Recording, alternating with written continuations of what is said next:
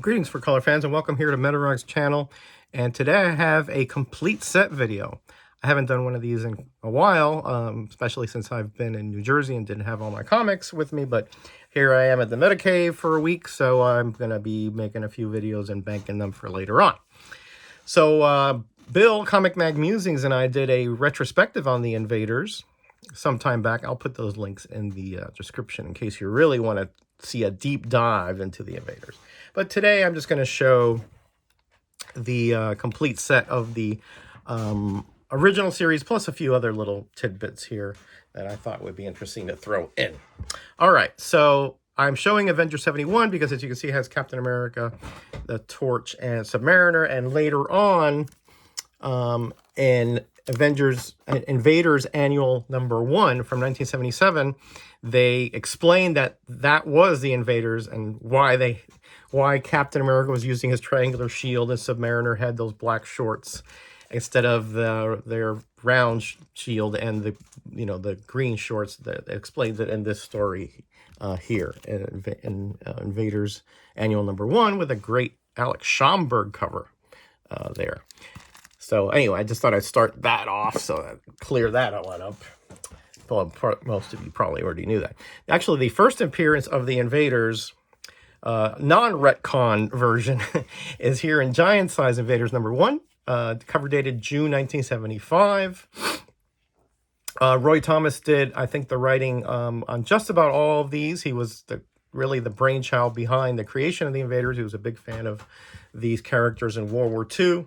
And so he brought, I guess, this project to the higher-ups and was green-lighted, and it turned out to be, honestly, one of my favorite series. Art was by Frank Robbins. His styles could be a little, polarizing. A lot of people really love it, others not so much. And but certainly I did enjoy the series quite a bit, because again, as a big fan of Captain America, I was just delighted to see him in yet another team besides the Avengers. So again, this is their first appearance, Giant Size Invaders #1, and then the story arcs, the characters continue here in Invaders #1 from in August '75.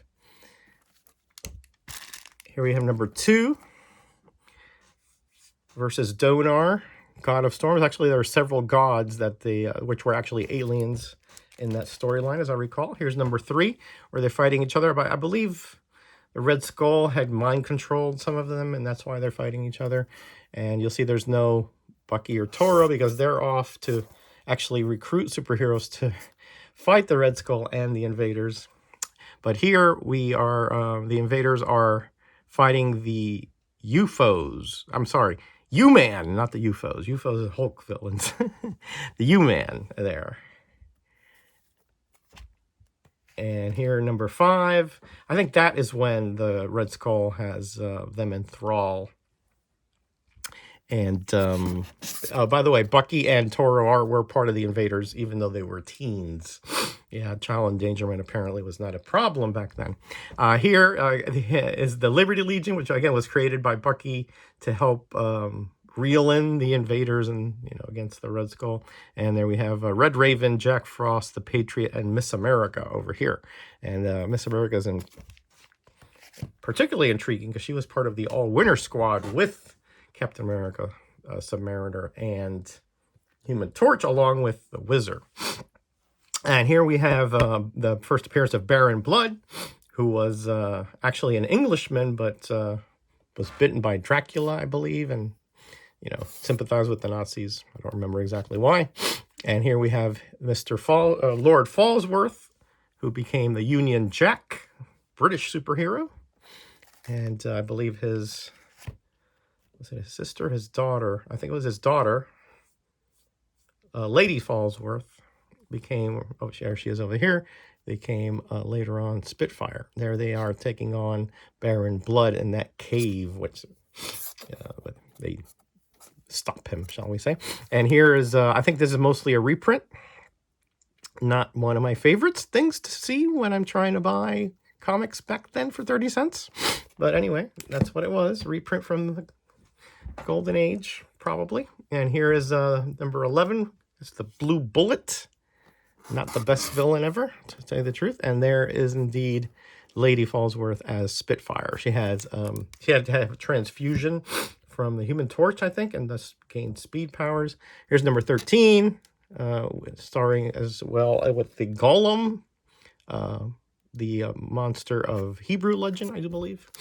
And here's number 14, one of my favorite issues, as the Invaders take on the Crusaders, which bear a strong resemblance to the Freedom Fighters. And funny enough, during the exact same time that these issues were published, the Freedom Fighters also took on their version of the Crusaders, which bore a strong resemblance to the Invaders. Yeah, it's a little unofficial crossover. I did a video on that. I thought that was just a fascinating stuff. And here is where they end up, the story arc against the Crusaders. And here's another villain that was a thorn in their side for a long time, Masterman. He was he has super soldier serum, but even more powerful than Captain America, actually. And here is the female counterpart of Masterman, Warrior Woman. Nice Gil Kane cover there. And here we have, back there is the Mighty Destroyer, who's another hero who actually operated behind enemy lines to disrupt the Nazi war machine. And here we have number 19, where they were captured. And there we have, of course, Uncle Adolf over here. Somebody drew in. I gotta upgrade this one at some point. And here we have number 20 with, again, Union Jack and now Spitfire, now part of the Invaders proper. Number 21, where Toro was injured. And here we have 22, which was mostly a reprint, Freeman sequence, and then a reprint, which is, you know, my favorite kind of stuff to see when you're dishing out your hard-earned 35 cents as a kid. Anyway, number 23, with introducing the Scarlet Scarab, an Egyptian fella, as I recall. But, of course, here's another reprint thrown in there. Dreaded Deadline Doom was a problem back then, as you can probably tell. That is number 26, but actually it was 25. That's the next one. And again, that ends that story arc with the Scarlet Scarab. As you can see there, the pyramids of Egypt there. And 26, here they take on Agent Access, which is a villain with personality of all three Axis powers, German, Japanese, and Italian, and he had like triple strength and intelligence and all that stuff. Really, really interesting, I guess, villain. 27. Don't remember exactly what's going on there. 28, and now the Toro and Bucky create their own little team called the Kid Commandos. And I believe that's the Human Top and Golden Girl. And the Golden Girl was, I believe, a Japanese-American who was detained over in California. 29, against the Teutonic Knight.